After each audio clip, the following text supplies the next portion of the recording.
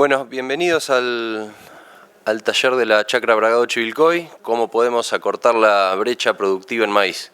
Antes de arrancar, pedirles que mantengan el orden en la sala, que apaguen los celulares y bueno, al momento de las preguntas, luego de las exposiciones, levanten la mano así les alcanzamos los micrófonos.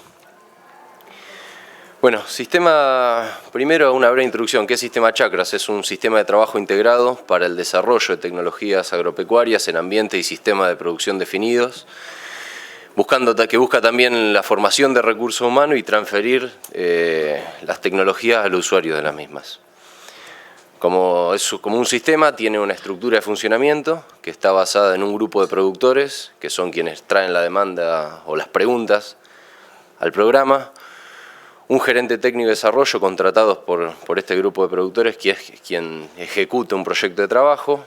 Contamos también con una mesa de expertos para cada uno de los proyectos, expertos justamente en la temática que demanda cada una de las chacras, y una coordinación general de APRESID que busca armonizar que funcionen coordinadamente todas estas partes para que se puedan generar las respuestas que son las demandas de los productores.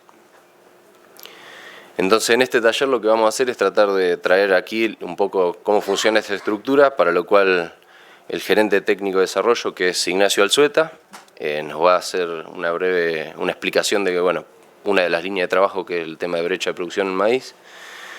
Nacho es ingeniero agrónomo y doctor egresado de la Facultad de Ciencias Agrarias y actualmente se desempeña como docente en la Facultad de Buenos Aires de la UBA y es gerente de desarrollo de la chacra Bragado. Y por otro lado, Bernardo Romano nos va a contar cómo funciona su sistema de producción y cuáles son sus estrategias para cortar la brecha de producción en el cultivo de maíz.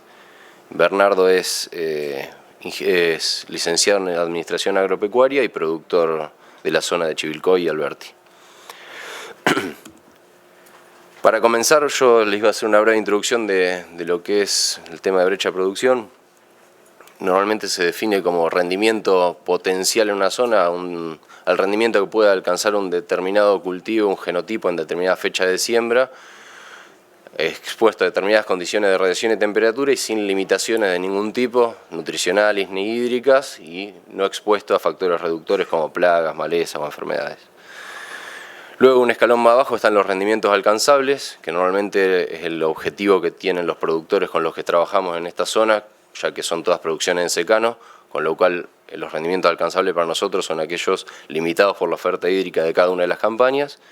Y luego está el rendimiento que cada uno de los productores alcanza a nivel de lote, expuesto a todas estas limitantes y a los factores reductores que son los que ven ahí, plagas, malezas, enfermedades. Entonces, para nosotros la brecha pasa por la diferencia que haya entre el alcanzable, que es el rendimiento alcanzable en secano en estos casos, y lo que realmente están logrando a escala de producción. Para estimar los rendimientos máximo alcanzables o potenciales, hay diferentes metodologías que se usan. Una es la utilización de modelos de simulación. Hay varios varios modelos que se utilizan. Aquí les traemos algunos datos de rendimientos potenciales, máximos alcanzables con la oferta hídrica de la zona y logrados, extraídos de un proyecto de un Atlas Mundial que se está trabajando de brechas de producción.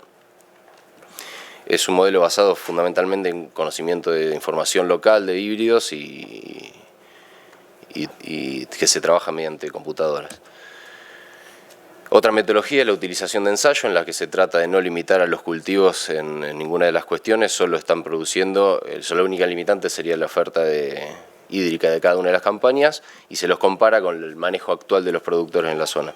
Esto también lo estamos haciendo en la chacra Bragado Chivilcoy y estos son algunos de los resultados, pero Nacho se va a enfocar en lo que es la tercera metodología, que es mediante la utilización de base de datos de los lotes de producción de cada uno de los productores. Estos datos se ordenan y se le asigna un valor de probabilidad de ocurrencia. Entonces tomamos como máximo alcanzable o rendimiento objetivo al que podríamos apuntar el percentil 95 de esos datos, de esa base de datos. Esto es todos los datos de maíz de una serie de datos que tenemos para la chacra. El valor de rinde no es relevante. Y tomamos como rendimiento medio el percentil 95. La diferencia entre esos rindes sería la brecha de producción. Esto es solamente para que ustedes entiendan a partir de dónde Nacho le va a estar presentando los datos a continuación. Así que bueno, Nacho, adelante. Bueno, buen día a todos. Muchas gracias por venir a ver un poco lo que tenemos para mostrarles, que estamos trabajando en la chacra de Bragado Chivilcoy. Agradecerle a Andrés por la presentación y por la introducción hacia lo que es brecha productiva. Un poco para ponerlos en situación de qué es lo que estamos trabajando junto al grupo de la originalmente regional de Bragado Chivilcoy, actualmente regional y chacra. Nosotros estamos insertos ahí en una zona que se encuentra principalmente entre la ruta 5, o podríamos hasta la 205 tal vez, hasta la ruta 7, donde tenemos un régimen de precipitaciones que ronda alrededor de los 1000 milímetros, siempre va disminuyendo un poco hacia el oeste, como bien ustedes saben. Y tenemos una gran variabilidad de ambientes edáficos principalmente, es la principal diferencia que tenemos. Vamos desde algidoles bastante pesados, bien en el este, hacia suelos muy livianos, a pluviales o con un porcentaje alto de arena hacia el oeste, a pluviales énticos principalmente. Ahora, ¿por qué se generó esta chacra? Y un poco bajo la metodología que comentaba Andrés, los miembros de la regional empezaron a ver que en los ensayos que ellos realizaban no estaban alcanzando, hacían ensayos por ahí para alguna empresa o algo, no estaban alcanzando en sus lotes los niveles que veían en esos ensayos. Y otra cuestión es esto que ustedes están viendo acá, que, no sé, perdimos el puntero, Andy, ¿te lo llevaste de casualidad? No. Bueno, no importa, seguimos. Como le decía, esto que vemos acá, en oscuro vemos la productividad de maíz para los productores de la chacra, y en la línea más clara el promedio zonal. Son datos del Ministerio de Agricultura, lo que hay debajo. Está. Muchas gracias. Como decía, vemos una clara tendencia de la zona a incrementar la productividad, pero de los miembros parece haberse estabilizado. Esto, más lo que le contaba anteriormente de la diferencia que veían contra los ensayos que realizaban en sus campos, lo llevó a preguntarse por qué era que estaba estabilizado y cuáles eran las causas de esa brecha. Para eso se realizó un taller donde acá les voy a mostrar un resumen de algunas de las interrogantes que llevaron a realizar este proyecto, que tienen que ver como, por ejemplo, pueden ver ahí, y que nos va a servir un poco de guía a través de la presentación que les voy a realizar. ¿Cuál es la magnitud de esta brecha?, se preguntaban. ¿A cuánto podían aspirar realmente en cada uno de esos ambientes que les comenté brevemente al principio? Y sobre todo, ¿a qué se debían esas brechas si eran que existían, ¿no? Algunas otras preguntas que surgieron fue, particularmente ya para el caso de maíz, porque esto se planteaba a nivel general del sistema de producción de rotaciones. Lo estamos realizando no solo en maíz, sino también en trigo, en soja y algunos otros cultivos alternativos como la arveja, por ejemplo, estamos trabajando también. Una pregunta puntual de maíz también era cuál había sido el efecto de incorporar en los planteos el maíz tardío a los sistemas de producción que tenían. Y otra cuestión era por qué a veces de alambre de por medio ellos observaban que hay campos que alcanzan mayores rendimientos. Son por limitantes físicas, por limitantes químicas, los criterios de manejo, algo que en APRESID también hacemos bastante hincapié, las buenas prácticas de agricultura. Hay gente que produciendo bajo estas normas está obteniendo mejores rendimientos que otros. Bueno, todas esas preguntas voy a tratar de, muy brevemente, ir despejando o comentándole algunas de las pequeñas cosas que podemos ir despejando a través del análisis que estamos haciendo. Entonces, acerca de la primera pregunta, ¿cuál es la magnitud de la brecha y a cuánto podemos aspirar? Como les comentó Andrés, si bien existen diferentes metodologías para caracterizar la brecha productiva, cuál es el potencial y demás, que lo hacen muy bien a través de modelos de simulación principalmente y de ensayos, nosotros lo que nos interesaba caracterizar muy bien era qué estábamos logrando en los lotes nuestros. O sea, por qué era que esos lotes estaban estabilizados en ese rendimiento desde hace 8 o 9 años. Y para eso lo que hicimos fue molestarlos bastante con Andrés a los productores, cosa que no les gusta, pidiéndole datos de los lotes de producción. Básicamente lo que pedíamos era el rendimiento y lo más difícil de conseguir siempre es el mayor detalle posible acerca de cuestiones como cuál fue el cultivo antecesor, qué genética utilizaron, fecha de siembra, densidad de siembra, cómo manejaron la nutrición. Y eso lo separamos tanto para planteos de maíz temprano como tardío. Para todas estas campañas no tomamos años anteriores porque generalmente se puede empezar a encontrar un efecto, digamos, que nos traería ruido acerca de, no sé, genética ya muy vieja, planteos de manejo de densidad que no están actualizados y que ya sabíamos que por lo menos había habido una cierta incorporación en el grupo.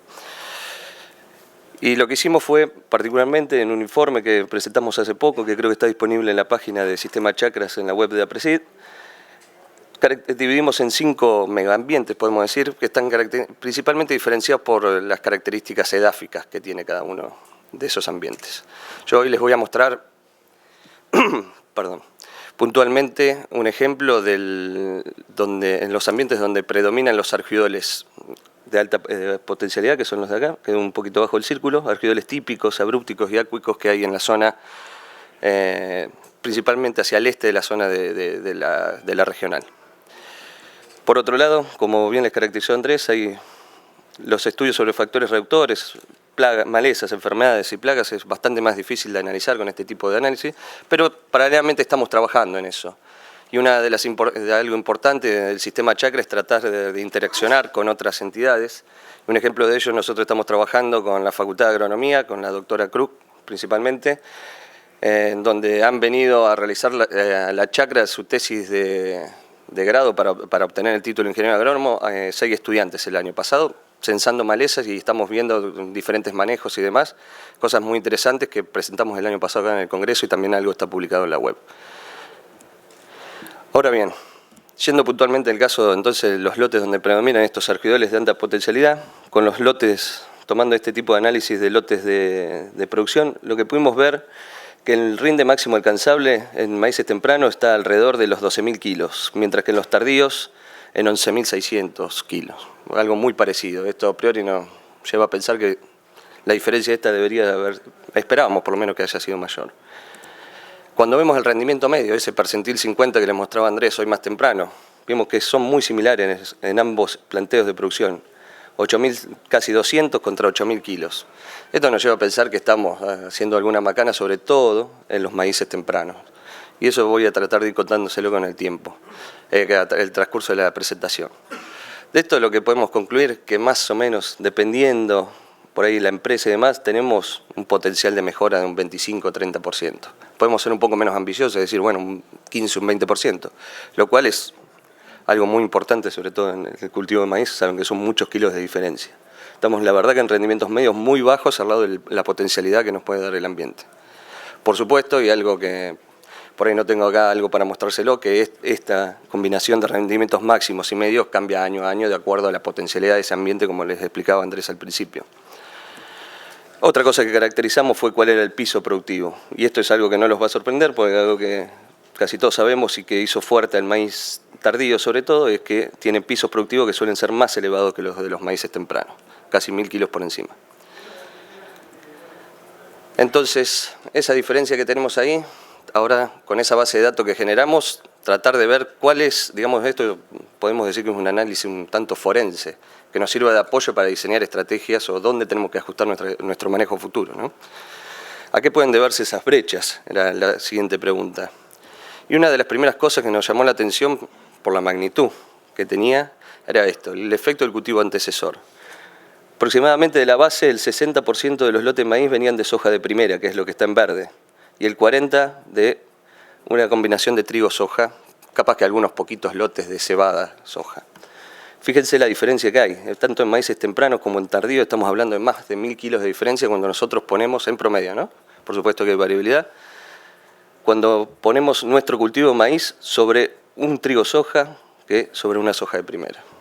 Esto indudablemente debe tener que ver con cuestiones de capacidad de recarga del perfil de agua y algunas otras cuestiones que tienen que ver con la dinámica del nitrógeno.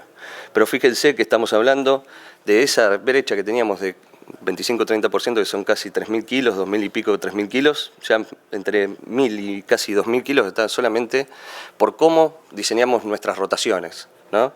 Entonces nosotros hoy estamos hablando de maíz puntualmente en brecha, pero no tenemos que sacar el contexto en el cual estamos produciendo ese maíz. Nosotros cuando diseñamos cada una de nuestras rotaciones, lo sabemos bien que tenemos que tener en cuenta todo este tipo de cuestiones. O sea, podemos estar perdiendo casi 2.000 kilos de maíz solamente por no hacer trigo soja y sí soja de segunda, sobre todo en los ambientes nuestros que no estamos tan limitados por agua, ¿no? Eso puede ser más discutible en otro tipo de ambientes.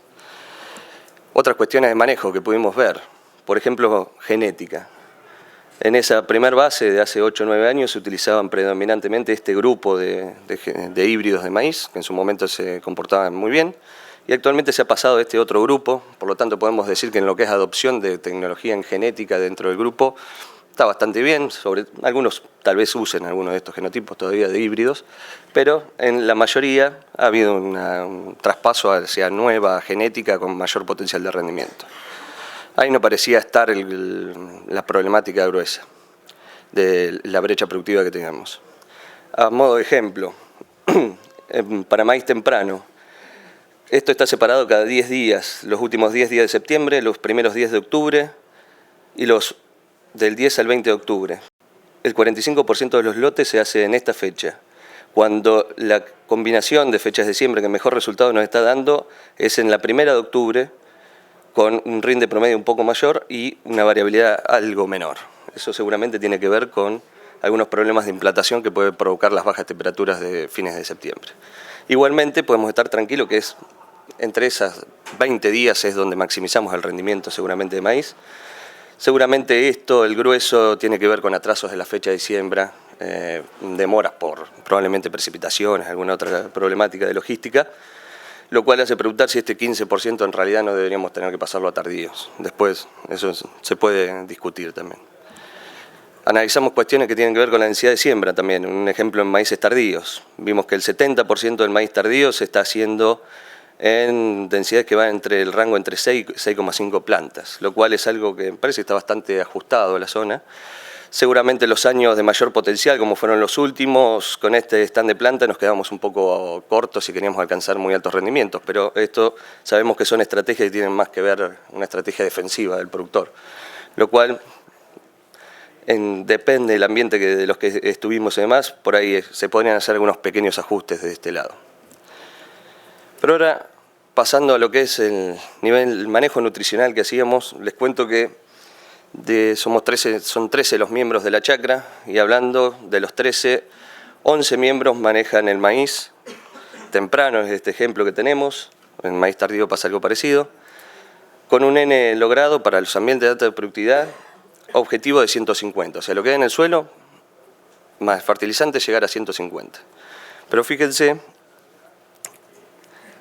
que si queremos superar el rendimiento promedio, que es lo que tenemos acá, el promedio de cada campaña, el 70% de los casos que superaron el promedio presentaron un N que está por encima de 150. O sea, si queremos maximizar el rinde, indudablemente acá en la parte de nitrógeno, el modelo de N de 150 menos X nos deja un tanto corto para este ambiente de producción, ¿no?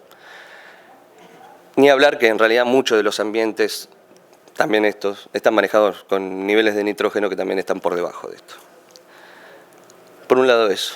Por el lado del fósforo, que es el otro nutriente que pudimos caracterizar en la base. Pudimos ver, fíjense, para el maíz temprano y tardío, esto es el balance aparente de fósforo, o sea que es la diferencia entre lo que extraemos nosotros en los granos y lo que estamos aplicando como nutriente. Pudimos observar que solamente el 8% de los lotes de maíz temprano y el 20% de los tardíos se aplicaron dosis de reposición. Por lo tanto, estamos indudablemente sacando más de lo que estamos aplicando y degradando la calidad del suelo. Así que les cuento un poco en modo de resumen. Para este tipo de ambientes, y este tipo de tabla la tenemos hecho para cada uno de los 5 megaambientes que tenemos, la proporción de maíz temprano y tardío que se hace de acuerdo al pronóstico, si es niño, neutro o niña, esto es algo que no le comenté anteriormente para no prolongar tanto la presentación, pero en general ronda alrededor de lo que uno esperaría. A veces los últimos años, por una cuestión que conocen bien ustedes, que tiene que ver sobre todo con la capacidad de inversión en esta zona, el tardío estuvo un tanto por encima, tuvo casi una proporción de 60-40 hasta en este tipo de ambientes, a pesar de años muy buenos, o sea que esto se vio alterado por la capacidad de inversión.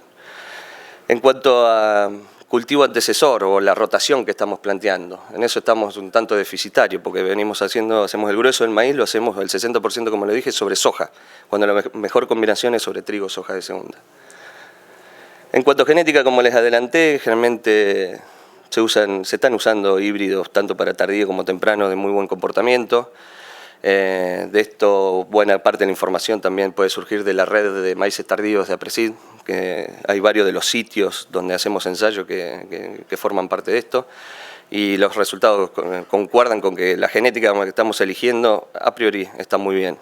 En cuanto a eventos, casi todos están utilizando algún tipo de protección. En cuanto a en ese sentido no podríamos mejorar mucho más que lo que estamos invirtiendo.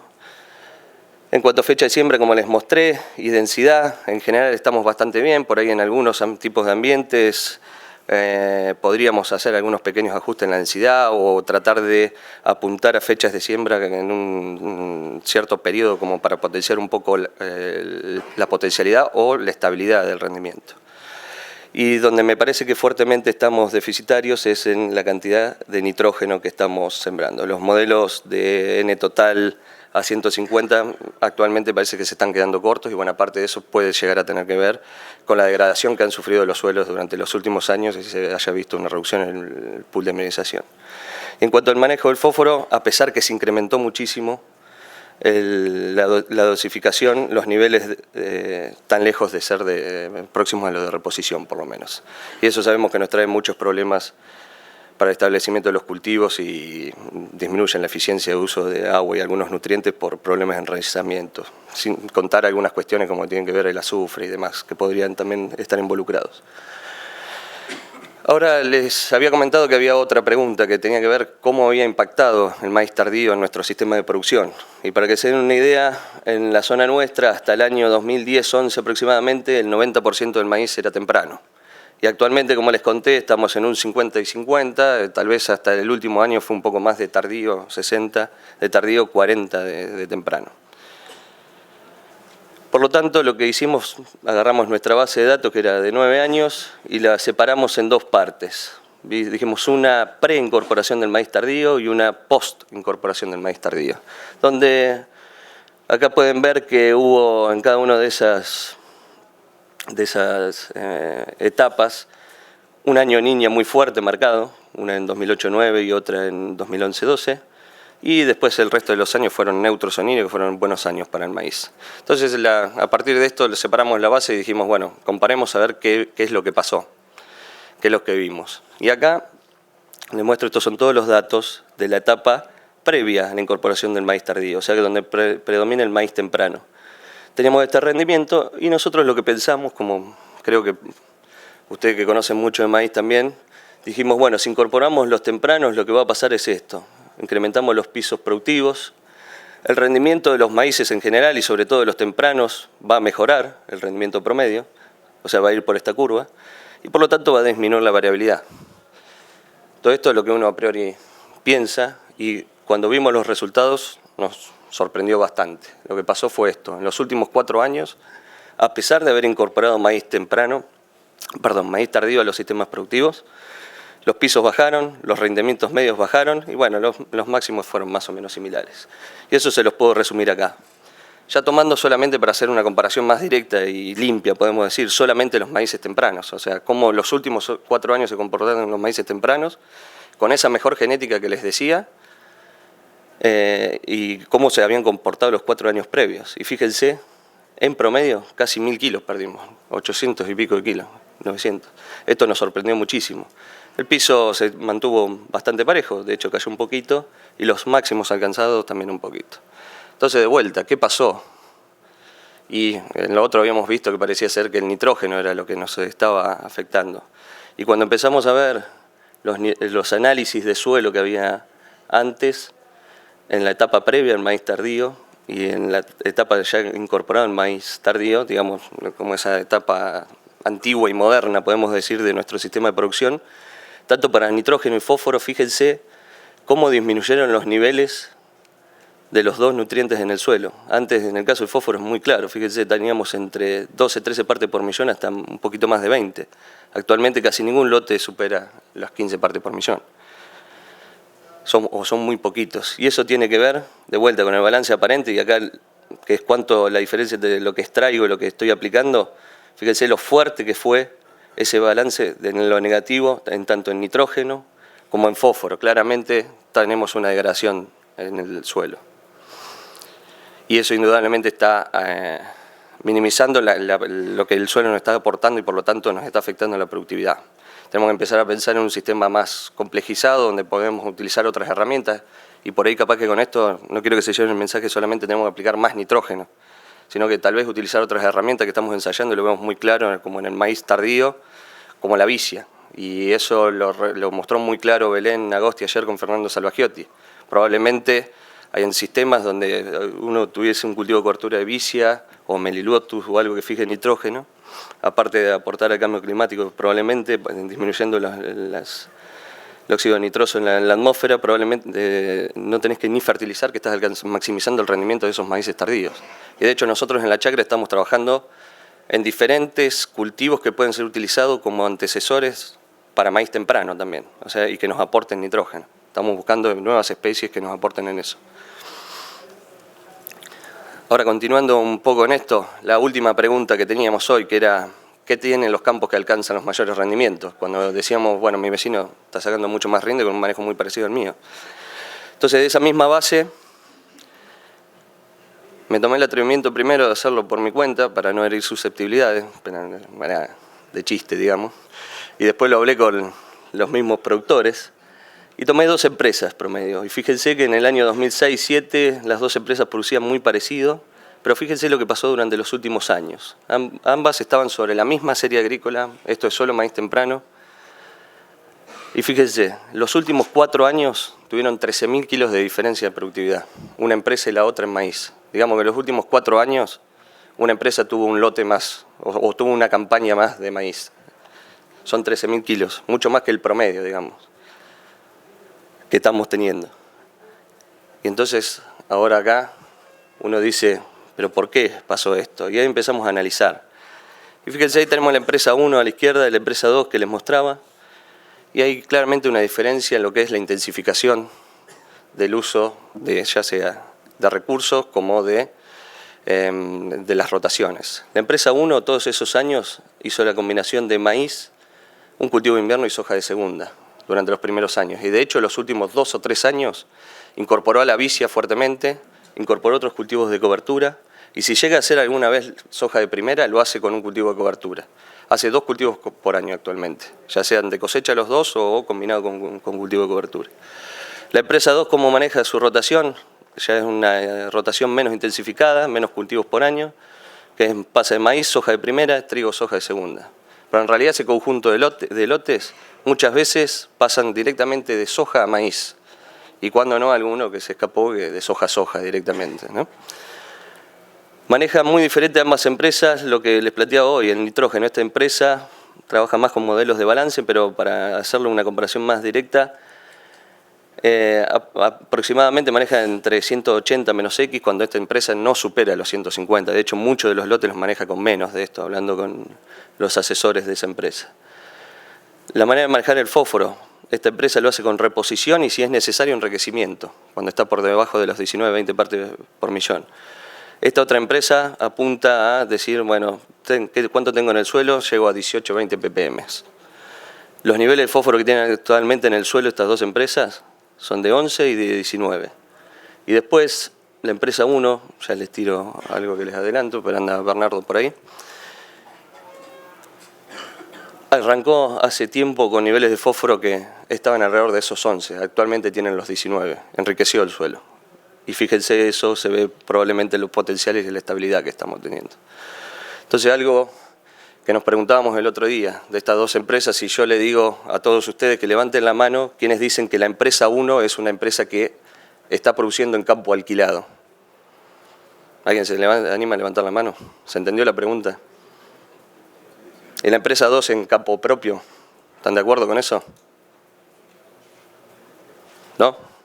La lógica indica lo que decís vos, la 1 es campo propio y la 2 alquilado, pero puede pasar de todo. ¿Sí? Puede pasar de todo, como dijo, sí, pasa de todo y es al revés. La empresa de campo propio es la empresa 2 y la empresa que terciariza o que alquila es la empresa 1. Así que, nada, cuando contás esto, lo que vos decís, la lógica generalmente, y bueno, eso tiene mucho que ver con los tipos de contrato de alquiler que tenemos y las estrategias empresariales que tiene cada uno.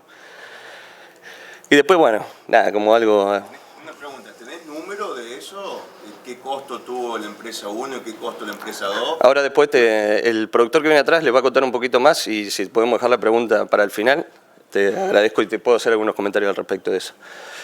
Respecto a la materia orgánica, pensamos que íbamos a encontrar más diferencia, pero lo que tiene que este campo, vimos análisis de hace 10 años, tiene niveles de 3. Actualmente está en casi 4 de promedio, son 8 o 9 lotes eso.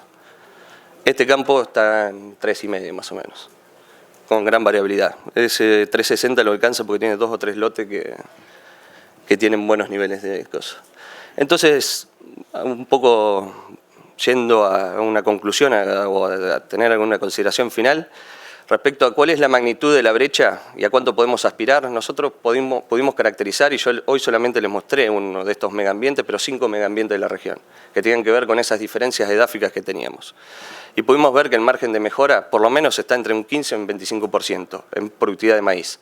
Si a esto le sumamos que el año pasado presentamos en soja, que también estábamos teniendo entre un 10 y un 15%, cuando vemos el trigo también tenemos entre un 10 y un 15%, y sumado a una soja de segunda que hemos logrado en ensayos, soja de segunda que solo con fertilizarla con fósforo y azufre, y no dosis muy altas, la soja de segunda rindió 4.000 kilos contra 3.000 kilos, con un manejo tradicional, digamos, convencional de soja. Entonces, si podemos ajustar, y sobre todo hay mucho por la parte nutricional que replantearse, podemos incrementar fuertemente la productividad y habrá que ver y poner en discusión algo de que ayer justo Santiago Sarandón habló mucho del sistema y demás, del uso de los insumos, de qué manera tratar de hacerlo con el menor impacto ambiental posible. No solamente ir y utilizar fertilizantes fósiles probablemente. Estas herramientas que les comentaba, como algunos cultivos de cobertura que pueden ir aportando, indudablemente puede ser un camino y eso es lo que estamos tratando de trabajar desde Chacras. Y por el otro lado, bueno, estas brechas, un poco lo que recién les comentaba. ¿De qué manera podemos mejorar en nuestra zona, por lo menos, y para los lotes que pudimos analizar? ¿Cuáles son las diferencias que tienen los campos? Intensificación de las rotaciones, en el manejo nutricional, y un poco menor el efecto que puede haber en los ajustes de fecha de siembra, densidad y tal vez de genotipo específico por ambiente. Así que bueno, este es el grupo de trabajo de la chacra, están los 13 miembros, varios de los expertos que en diferentes momentos nos han dado una mano, parte del grupo de Chacras, así que nada, muchas gracias, ellos son los que ponen el hombro, invierten en financiar esto, así que yo personalmente les agradezco por haberme dado la oportunidad de participar de este proyecto, hay varios por acá. Así que nada, muchas gracias y después pasamos a Bernardo y seguimos con las preguntas.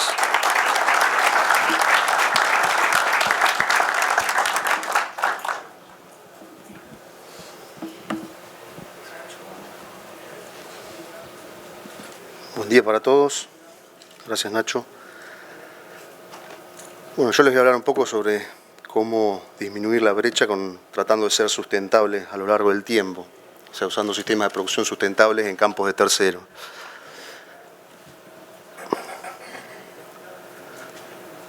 ¿Qué busco con todo esto? ¿Qué buscamos, no? Ser sustentables en el plano ambiental, social y económico a lo largo del tiempo, utilizando las buenas prácticas que formuló la FAO en su momento y en el cual se basa el sistema de gestión de calidad de procesos agricultura certificada, o sea, la no roturación del suelo, el manejo integrado de plagas, la intensificación de cultivos, la nutrición estratégica balanceada, la gestión ganadera y el manejo responsable de productos fitosanitarios.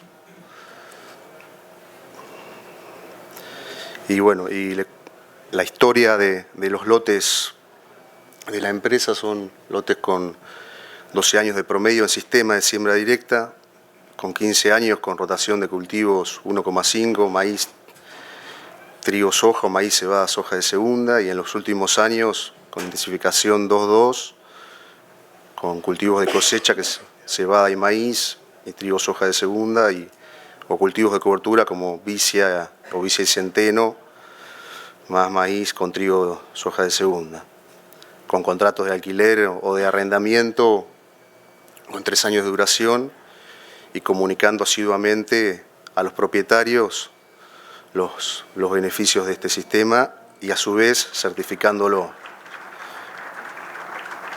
Y con esto tratamos de lograr un incremento de la fertilidad física, química, biológica del suelo a través del tiempo, Y vemos que se viene mejorando el contenido orgánico de los primeros centímetros del suelo, como decía Nacho, la materia orgánica, niveles de fósforo que en promedio todos los campos están 23%, en 23 ppm. Y bueno, vemos el incremento de la actividad biológica debido a la cantidad y la diversidad de las raíces de los cultivos y de los rastrojos, y mejoras en la estructura y consecuentemente sobre la infiltración y la capacidad de retención de agua.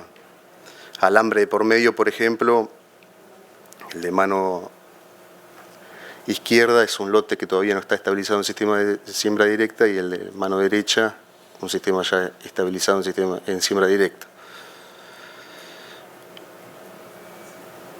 Tratamos de disminuir el impacto ambiental utilizando la vicia villosa como cultivo de cobertura, con centeno también a veces, y con esto logramos una disminución de entre 90 y 120 kilos de nitrógeno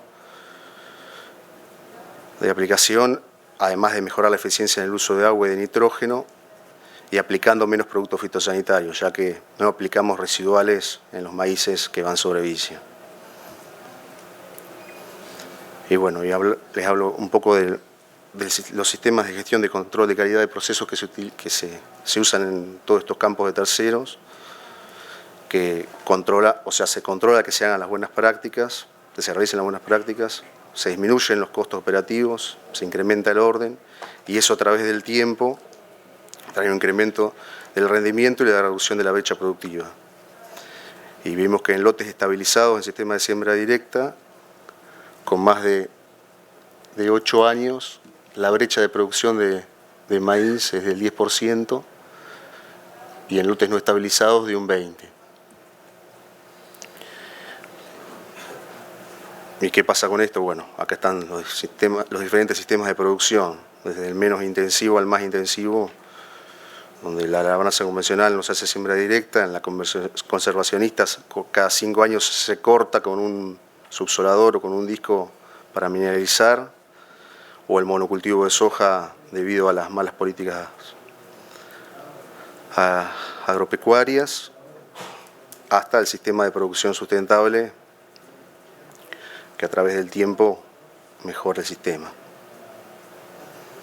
Y como conclusión, bueno, el sistema de siembra directa en campos de tercero ayuda a disminuir la brecha de rendimiento, colaborando en la sustentabilidad y potenciando la resiliencia del ambiente. Y les quería mostrar otras prácticas para disminuir las brechas de rendimiento que estamos utilizando, que son disminuir la distancia entre líneas de 70 a 35, con el que hemos logrado un 3,5% de incremento de rinde, a su vez también un mayor control de malezas por la menor llegada de luz al surco y menor utilización de productos fitosanitarios también, logrando un menor impacto ambiental y utilizando también siembra profundas de 8 centímetros o más, donde se logra un mejor nacimiento, mucho más homogéneo de las plantas, con mejores raíces y una uniformidad también de las espigas, y todo esto redunda en un incremento del rendimiento de un 10,3%. Muchas gracias.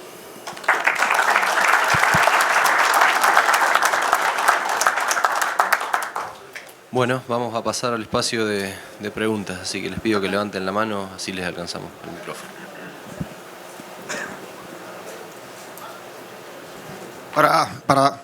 ¿Se escucha así? Para Bernie. Bernie, la sumatoria de 8 centímetros de profundidad más achicar hilera sumaría un 5 más y pico por ciento de rendimiento. Efectivamente, sí, así es. Y en fechas tempranas, ¿cómo juega el 8 centímetros de profundidad? En siembras tempranas lo que vemos es que, tanto como tardías, a esa profundidad la temperatura es mucho más estable. Por ejemplo, en siembra temprana está a 15 grados, cuando hela arriba pasa de 10 a 1 grado en el día. Entonces abajo, al estar siempre a 15 grados, digamos que estando siempre a la misma temperatura abajo, disculpen, digamos que es mucho más pareja el nacimiento, más homogéneo.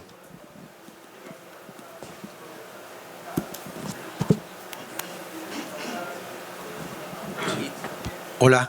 Para Arzueta, no me queda claro lo del antecesor, por qué es mejor trigo, soja de segunda que soja de primera. Si podés explicarlo un poquito más.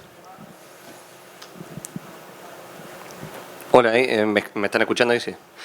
Lo del antecesor, sí, nosotros, yo a priori, la verdad que también esperaba que sea al revés, porque dije, consumió menos agua todo el cultivo antecesor y tal vez me deje los perfiles más cargados.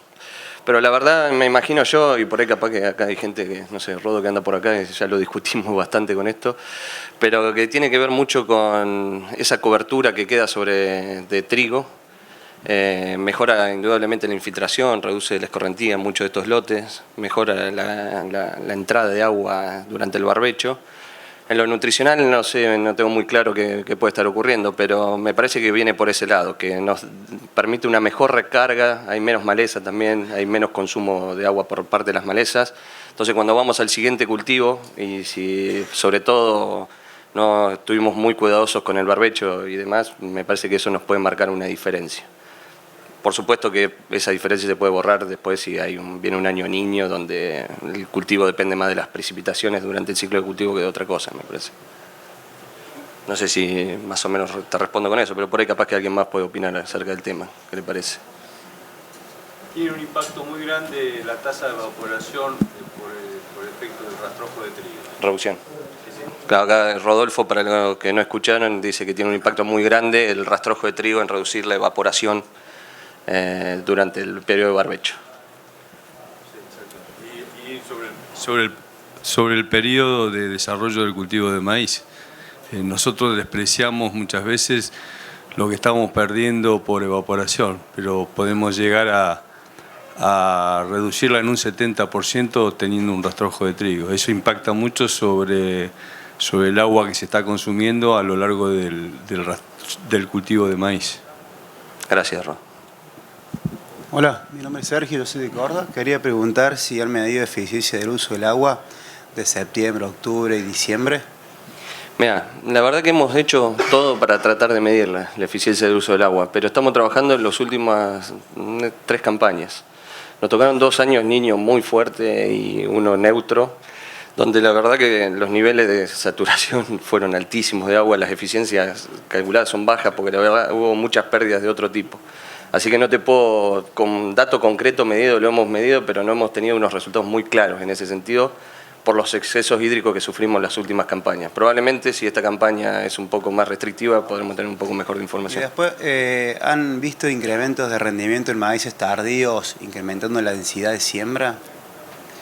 Sí, mira, hemos llegado en estos ensayos, algo como lo que mostró Andrés, a 13.000 vernis, 200 kilos más o menos de maíz tardío, con una vicia como antecesor y con niveles de densidad bastante más altos que por ahí el 70% de los lotes que estamos manejando ahí entre 6 y 6,5, densidades cercanas a 8. ¿Por qué usamos esas densidades? Porque veíamos que teníamos una oferta de recursos muy altas en ese año. Igualmente, nada, después un problema grande que tuvimos estos años con el maíz tardío fue el tema de la cosecha, que se demoró mucho, bueno, eso pasa en casi todos lados, ¿no? Después en una parte usabas el temprano 150 DN y el tardío 135, ¿puede ser? Viene un cuadrito. Sí, lo que observamos ahí que fue que cuando el grueso de los datos estaba por encima del promedio era cuando los tardíos estaban por encima de un 135 total, entre lo que daba el suelo y lo que aplicábamos.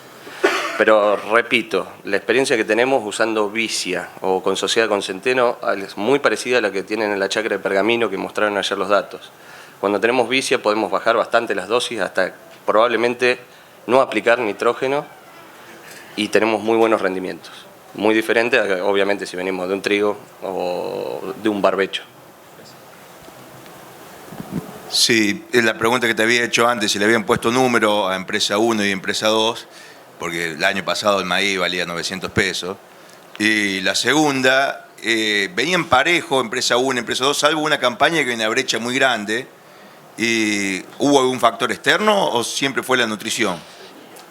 No, esa campaña fue una sequía muy fuerte y hablando con la gente de la empresa 2, que tuvo el bache muy grande, lo que más le pegó fue la fecha de siembra y demás, porque fue un año niña, pero igualmente tuvieron algún problema de vuelco también puntual, pero que ellos estimaban que la pérdida no era mucho más que el 10%. Entonces esa brecha, esa diferencia capaz que podría haber sido un poco menos, pero me parece que ese año lo que es de resaltar sobre todo es la estabilidad que mostró el otro sistema que viene más intensificado en cuanto a cultivos y demás.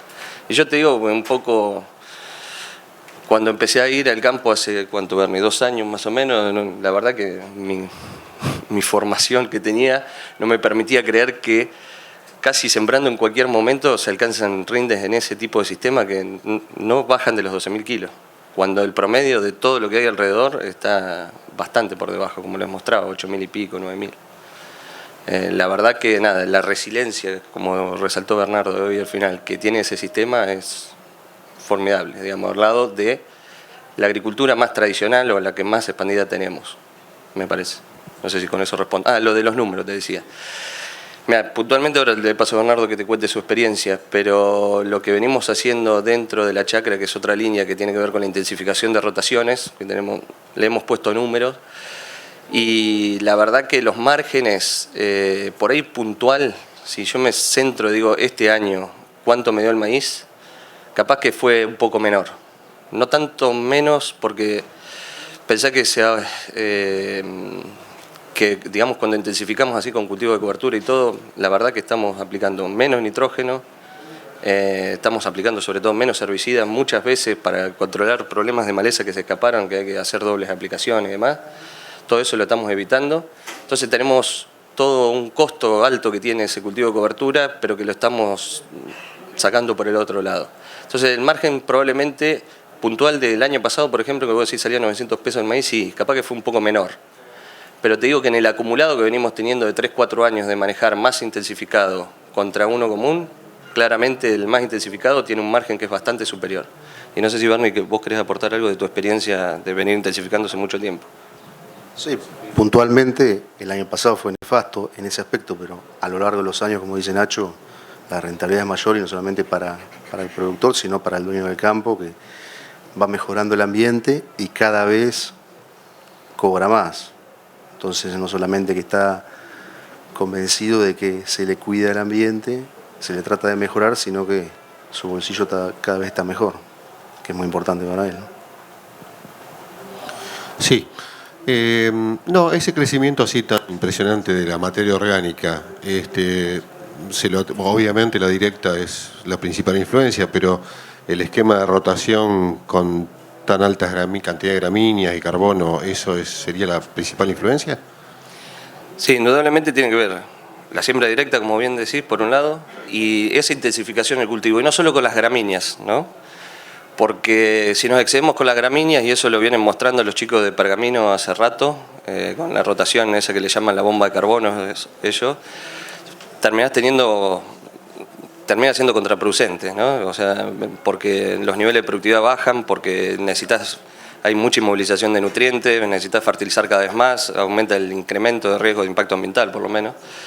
Por eso lo que nosotros pensamos, por lo menos lo que estamos observando en la chacra, es que, por supuesto que tener una rotación fija no sirve, sino que tenemos que ser hábiles para ir utilizando todas las herramientas que tenemos disponibles, ¿no?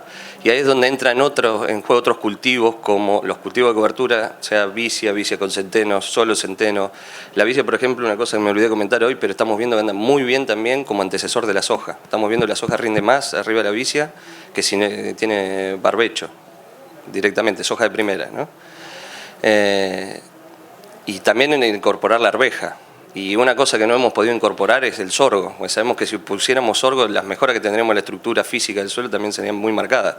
Entonces, algo que siempre discutimos, decimos qué pena que en nuestro sistema de producción existe un montón de herramientas disponibles para que nosotros hagamos una rotación más intensa, diversificada y que nos permita mejorar todos estos parámetros, reducir el impacto ambiental, pero tenemos un sistema de comercialización que no nos deja hacer sorgo, no nos deja hacer arveja, no nos deja hacer cebada casi. O sea, entonces tenemos un problema. Desde ese lado, si se mejorara eso y teníamos herramientas disponibles, se podría pensar en un sistema mucho más complejo que lo que planteaba Santiago Sarandón ayer, reduciendo el uso de insumos probablemente, parcialmente, no es la solución, pero me parece que sería importante.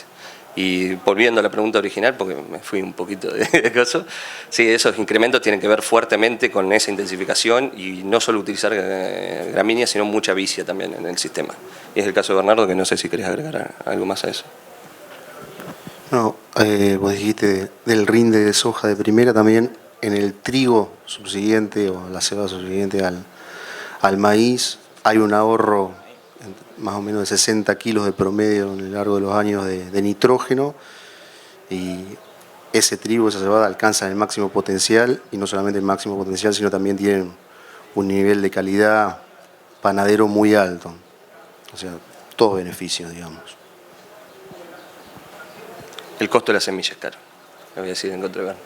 Pero en cuanto a eso estamos tratando de buscar algunas alternativas. Algunos ya están pensando en empezar a producir semilla propia y después también bajar los costos de implantación de esos cultivos de cobertura, ¿no? Con sobre todo siembras al voleo y demás.